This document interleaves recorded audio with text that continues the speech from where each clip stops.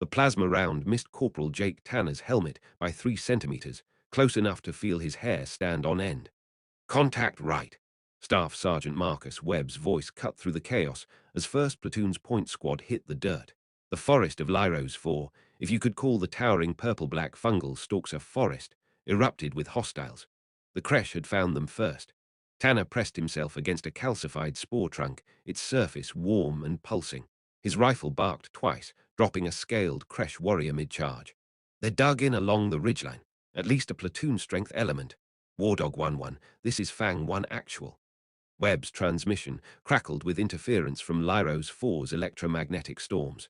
We are danger close to the Terro settlement. Request fire mission denied. We're doing this the hard way. Private First Class Amy Walsh chambered another round, her jaw tight. She glanced at Specialist David Park beside her, his face spattered with violet ichor from a creche he'd gutted with his combat knife. The hard way, always the hard way with us. Park grinned, teeth white against the grime. You want easy, transfer to logistics. The mission brief had been straightforward. Secure the Terro Kivtala, a dwelling cluster of roughly 200 civilians, before the creche main force arrived. The Terro were bipedal, crystalline-skinned beings who'd been Earth's allies since first contact. Now their settlements were being systematically erased by the creche Dominion's expansion fleets. The 87th Wardogs hit planetfall 72 hours ago, while the rest of the company established Firebase Anvil on the continent's southern peninsula. 1st Platoon drew the side mission, a 20-kilometer forced march through hostile territory to evacuate civilians. Easy on paper, hell in execution. Lieutenant Sarah Cross low-crawled to Webb's position, her bars dull under layers of fungal spore dust. Second squad's pinned down on our left flank. Thompson took shrapnel, legs torn up bad. Webb swore, eyes scanning the alien tree line. The creche were pushing hard, their guttural war chants echoing through the stalks. Tell 2nd to hold position. 3rd squad, swing wide right. We're gonna roll their flank before they roll ours. Sergeant Devon Price, 3rd squad leader, acknowledged and disappeared into the purple murk with his 7 Marines. Webb watched them go, then keyed his platoon frequency.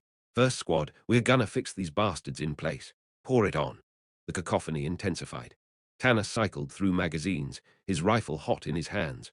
Beside him, Private Cody Barrett worked his squad automatic weapon in controlled bursts, brass casings tinkling against the calcified ground. They just keep coming. Then keep shooting, Tanner snapped. A creche plasma bolt struck the trunk above them, showering them with burning fragments. Barrett screamed, clutching his face. Tanner grabbed him, pulling him down. Half of Barrett's jaw was gone, melted flesh and exposed bone gleaming wetly. Medic! Corporal Sullivan sprinted through the maelstrom, his aid bag bouncing against his hip. He hit the ground beside Barrett, hands already moving with practiced efficiency. Jesus Christ! Hold him down! Barrett thrashed, inhuman sounds bubbling from his ruined mouth. Sullivan jammed a morphine injector into his thigh, then packed the wound with hemostatic gauze. He's gonna make it, but he's done for this fight. I need to evac him back. No time. Webb appeared beside them, his face a mask of grim determination. Stabilize him here, we're almost through. An explosion rocked the ridgeline. 3rd squad's flanking maneuver had reached the creche position. Price's voice came through, breathless and sharp. Fang 1 actual, enemy breaking. Say again, enemy breaking. Webb stood, arm pumping forward. 1st Platoon, advance. Don't let them regroup. They surged up the slope, a wave of earthborn fury crashing against the retreating creche. Tanner's legs burned, his lungs heaving in Lyros 4's thin atmosphere. He saw a creche warrior turn to fire, and he dropped it with a double tap to the center mass. Another lunged from behind a fungal outcrop. Park intercepted it, bayonet punching through its throat. They fought like animals, close and desperate. The ridgeline fell in 6 brutal minutes. Lieutenant Cross surveyed the carnage, her expression unreadable. 23 creche bodies lay scattered among the purple stalks. The cost had been high. Barrett was barely conscious, Sullivan hovering over him. Private First Class Michael Brooks sat against a trunk, holding his intestines inside his torn body armor. Doc, Brooks whispered. Sullivan looked at Webb, and Webb saw the truth in his eyes. Cross knelt beside the dying private, gripping his shoulder. You held the line, Brooks. You did good. Brooks tried to smile. His eyes went glassy, staring at nothing. Walsh turned away, shoulders shaking. Park pulled her close, saying nothing. There was nothing to say. We move in 5, Webb announced, voice flat. The Kivtala is 2 clicks ahead. We finish this. The Tero settlement emerged from the fungal forest like a cluster of crystalline growths, translucent domes refracting Lyros 4's amber sunlight into fractured rainbows. But the beauty was marred by scorch marks, collapsed structures, and the acrid stench of plasma fire. Tero civilians crowded the central commons, their crystalline faces reflecting terror. They chittered in their harmonic language, hands, three-fingered and elegant, reaching toward the humans. A Tero elder approached, robes shimmering with embedded bioluminescent threads. Skywalkers. We feared none would come. Cross stepped forward, pulling off her helmet. We're Earth Defense Force, 87th Wardogs. We're here to get you out. The Kresh, they slaughtered the outer Kiftala, hundreds dead. We thought. You thought wrong. Webb interrupted, already scanning the perimeter. How many can walk? All of us, if we must. You must. Corporal Tanner set up a defensive perimeter. Walsh, Park, get these people organized into columns. We move in 10 minutes. The evacuation began with controlled chaos. 200 Tero, young and old, formed ragged lines. First platoon spread thin, creating a protective cordon. Sullivan worked frantically on Barrett and 2 Tero wounded, his supplies running low. That's when the mortars started falling.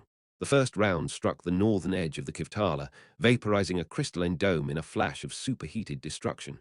Tero screamed, scattering. Webb grabbed his radio. Wardog Actual, Fang 1, we are under fire. Crash have found us, Static answered him.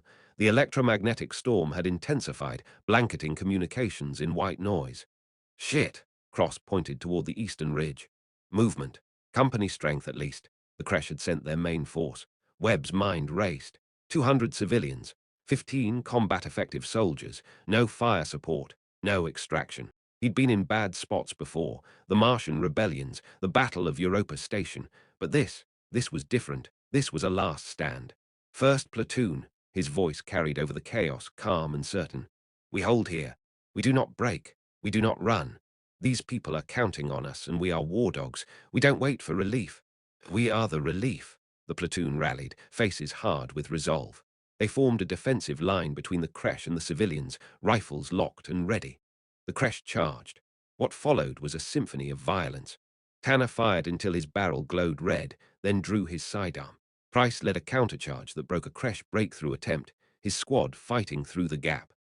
Walsh took a plasma round through her shoulder, but kept fighting one-handed, screaming defiance. Sullivan dragged wounded Tero behind cover between treating casualties. Park held a collapsed section of the perimeter with nothing but a combat knife and pure stubbornness after his rifle jammed. The Kresh kept coming.